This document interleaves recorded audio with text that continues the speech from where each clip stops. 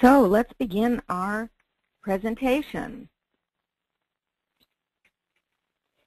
This is our first of two 30-minute tutorials, and we're going to focus this 30 minutes on the chaotic world of publishers and agents and a little bit about how they first see your query letter, your submissions, their first impressions, and what you might think about regarding that. Our second 30 minutes will focus on publisher and agent reactions to your material and how to anticipate responses to your material. So let's begin right away with this material. First of all, the world as it exists for publishers and agents, and I think everyone knows that we're in a very chaotic point in the industry. There's not any aspect of the industry that isn't in chaos, though some will say, well, the chaos has passed. That's not true. Publishers don't know a lot of things about their world anymore. Most profoundly, they're trying to analyze the impact of self-publishing and all the electronic alternatives to traditional manufacturing of books. You'll notice I didn't say traditional publishing, because basically publishing has to do with getting a book out there and selling it. So just getting it out there isn't enough. And how you get it out there is what's in chaos now, and who you get it out to and how you promote it is in chaos. And you're going to see that agents are coming from all different places. There used to be agents who were just agents, and then there were agents who came out of publishing worlds because they were no longer needed as acquisition editors, as the industry giants in particular cut back on staff. And now we have agents that come from all over the place. And it could be someone who sold a book last week and now is agenting this week, and they could have been selling their book last week.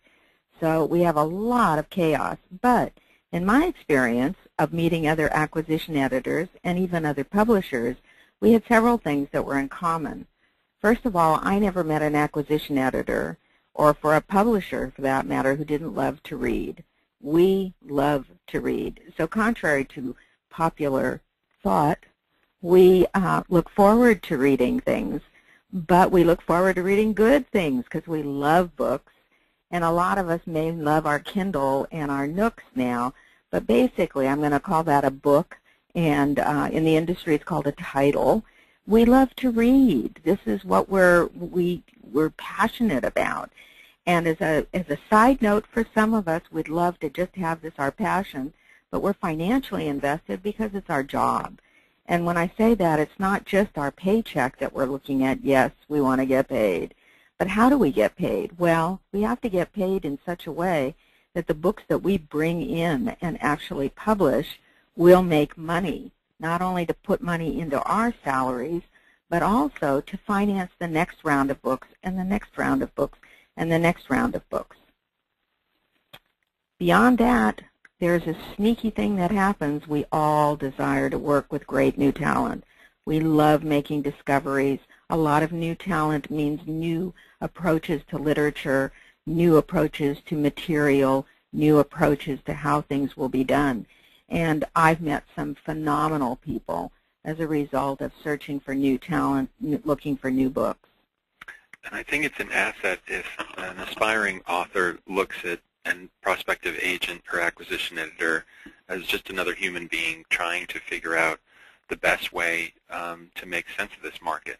I know working with my agents and acquisition editors that they're having just as much trouble trying to figure out how to sell stuff today than I am.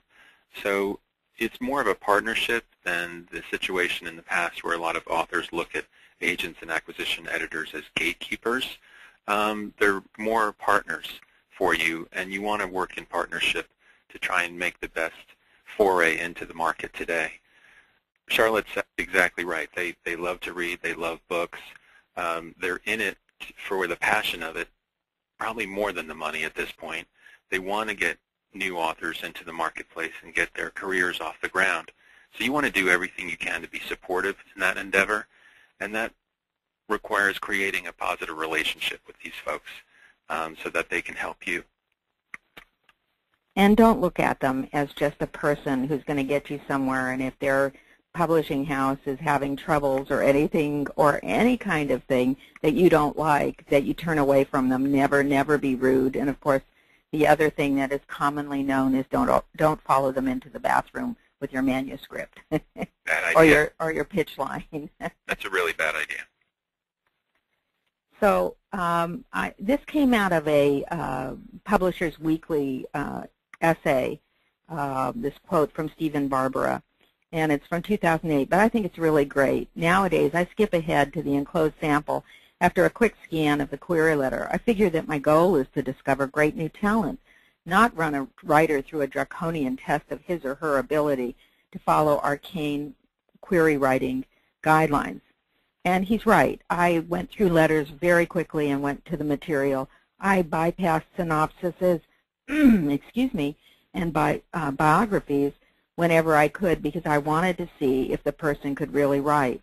There's a little phrase that we say to each other, which is, if it's a great query letter, it may not be a great manuscript. So I want to go straight to the stuff. On that line, though, I want to tell you just a quick story that has stayed with me all these years, from basically the first year I was a publisher. One of the first, in one of the big first stacks of submissions that I got, a guy from a small town in California wrote me a cover letter that had 3 points. My friends love my story. This is my first book. I've never tried writing before, and basically I'm also not a reader. Now, you got to know that stopped me. I mean, those are not good things. I think it's great that your friends love your story, but are there any other things that make them love it? You can tell a great story with a glass of wine in your hand. You can tell a great story at a barbecue at the beach. You can tell a great story in a lot of places, and those are anecdotes. Those are not necessarily publishable.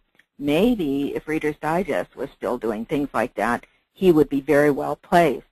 But what you do is what you don't do is you don't tell me, an acquisition editor, and I would think the same for an agent, you don't tell me that your friends love it.